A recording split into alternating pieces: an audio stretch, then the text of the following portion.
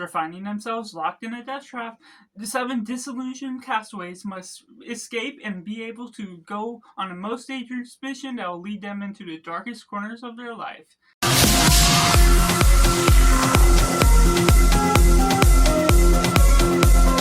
Welcome Cinema, where we focus on a film. I'm Josh, this is Simply Cinema. Let me know down in the comments below what you thought of Thunderbolts. Was it good, was it bad, or somewhere right in the middle? This is my spoiler-free review, so be sure to keep those spoiler-free just as well. Taking it right into the positives, Thunderbolts is one of the most exquisite, well-told stories as of recently from Marvel, as of the last being Guardians of the Galaxy 3, but this is one of the most raw and human emotion-filled films that we get in from Marvel. It's some of the more brutal and grounded films that we gotten recently that's just really refreshing take out of what we gotten out of it.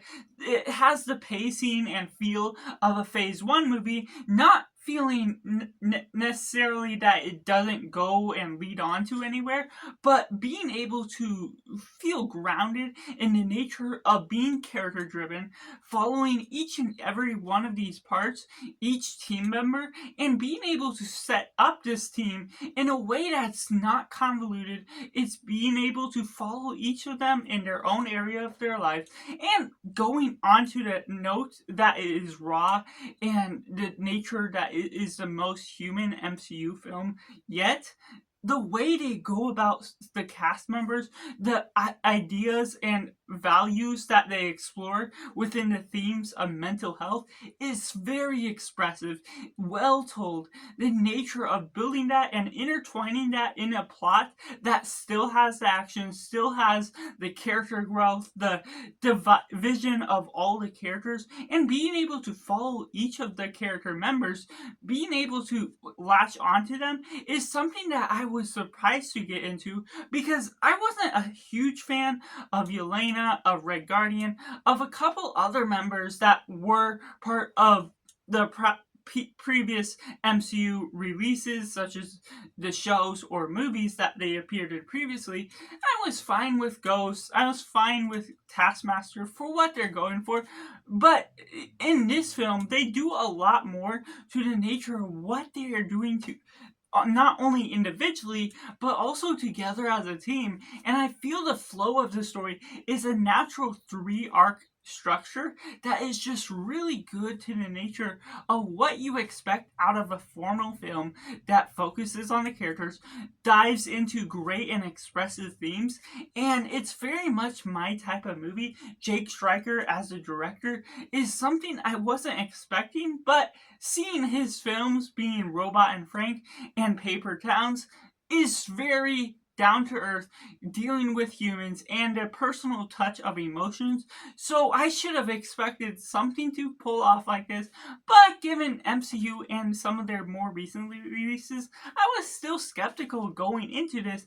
But like I've been mentioning, I'm very well pleased to say I am really well impressed with the turnout of this film, how they tackle Yelena, Bucky, and all these other cast members, Ghost, Red Guardian, and even Bob. There's so much comedic moments that work, feel natural to the story as well. They don't sidetrack to add in that humor as some movies have been doing recently.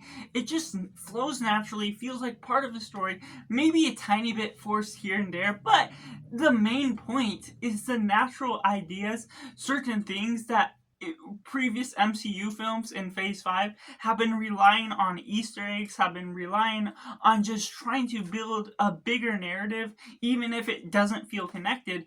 This one does so much more to redeem all those factors that the MCU has been lacking lately, and so the nature of what that all leads on to, also sort of building up to what's to come in the future of the MCU, having two post-credit scenes in the mid and the latter half of what we're getting of the credits. There's still jokes even within the credits that work effectively, build upon what we know about the characters, their type of humor, their type of dialogue, and how they work together. They bounce off of each other, getting to learn about each other from the beginning of the film, and getting to digest and be able to understand each other, their feelings, their emotions. Like I said, this is all about different sides of the human spectrum, the dark past, dealing with mental health, depression, and other things.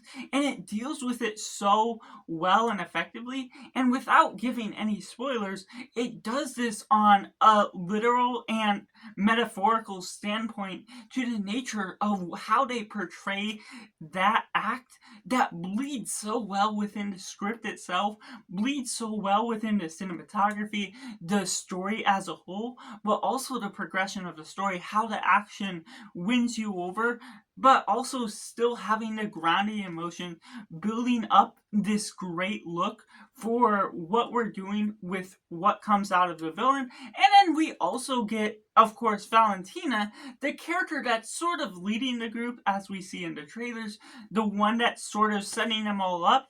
And the build up to that, it makes sense. And then you absolutely love to hate her character in a great way. The way they write her character, it makes sense to this type of what they're progressing.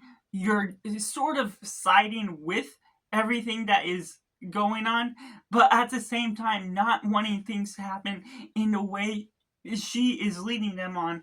And so where that all leads on to creates some great finales to the nature of what this script has to offer. The first being sort of its own act, and then we get a second act where we're sort of leading on to what all is going to finish off as, and the third act just goes off with a bang, goes on all those human emotions, but the whole film itself goes on this spectrum of mental health that I absolutely love to see within film.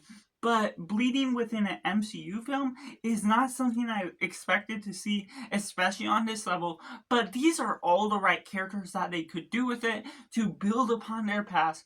And within the flashbacks that flow in the script is edited well to the nature of what you may expect to see out of their past. How those flashbacks are integrated into the script makes sense to the nature of a particular power. And so there's just so much to say about this film that I could speak longer, especially with spoilers. And I probably will do a spoiler review once I get to see this film a second time, because the nature of what all blends all these characters together in an unexpected and fun way just does so much to the wonders of building upon the themes and characters as a whole. And going into the mixed elements, I will confess that some people won't be a huge fan of this film, and I completely understand it. It's a different sort of taste to what you're getting out of the MCU. It's not necessarily something that's all the action, all the fun. But while it says to deliver on those fronts, there's some parts where if you're not digestive to the human nature or certain elements where you connect to mental health in the way it's being explained within this film, it's not necessarily going to be a huge favor to what you're personally getting out of it. And so while there is some downtime that may throw some people off because how the story progresses in a certain pacing, it's still deliberate with the nature of what it's doing with its story. I find it to be great within how it's written, but those that don't connect to that sort of writing that I sort of explained within the positive is going to be a little bit of a mixed bag, or even worse, unfortunately, for some people more than others.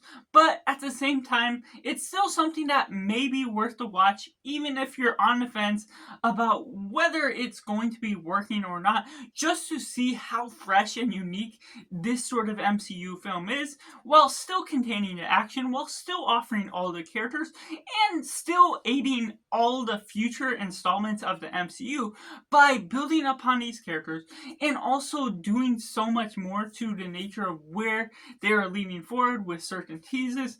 And while there's no connections to the past really, it doesn't utilize Easter eggs to aid everything, so it could be a hit or miss for some people.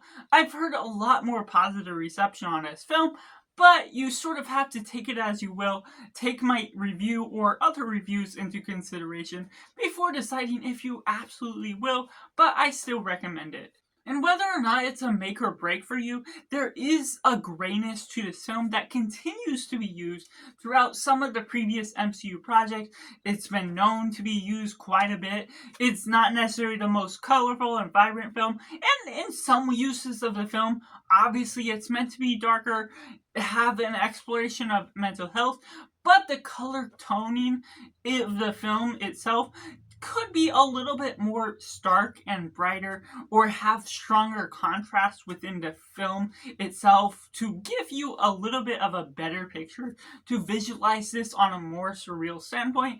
Of course, there's some scenes, like I mentioned, that it could actually work within the idea of what you're going for within the themes themselves, but I don't feel that's what they were going for to remain consistent throughout the whole thing. And there's also a certain character that does get a little bit set to the side a bit, doesn't feel utilized as well near the beginning, and that's without giving spoilers. The nature of what they utilize this character for, that's one of the members of the team, just doesn't do a whole lot throughout the film that you can really elaborate and build upon that character. And that also goes into the same for another character such as Ghost, that doesn't necessarily have as much to say within what they're establishing within her character.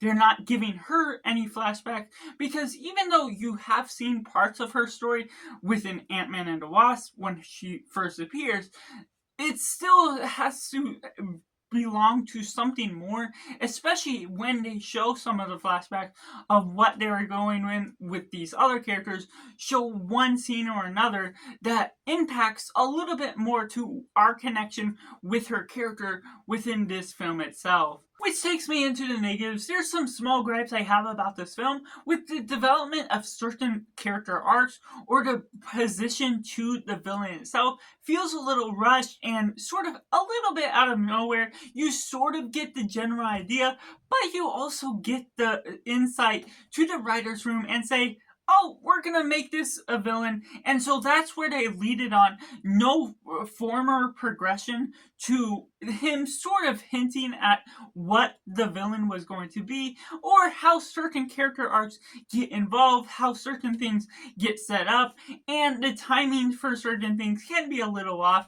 But of course, those things can happen throughout most films, and as a writer myself of the other dimension, it's something that can be a bit tricky to avoid all of the different things that say we need to move this story along, aid the audience in order to see what you're going for. And so ultimately, there's some things you can forgive, but are still problems with what you have to look at within this film as a whole. So that's just my personal review for Thunderbolts, which I have to rate as simply 8.5 out of 10. Let me know down in the comments below what you thought of Thunderbolts. Was it good? Was it bad? Or somewhere right in the middle? Let me know all your thoughts and insight, and if you want to see a spoiler review from me just as well, so make sure to like this video if you enjoy it, subscribe if you haven't already to join the film culture community where we talk about the love of cinema as a whole. So that's just all, and make sure to do yourself a favor and go watch a movie.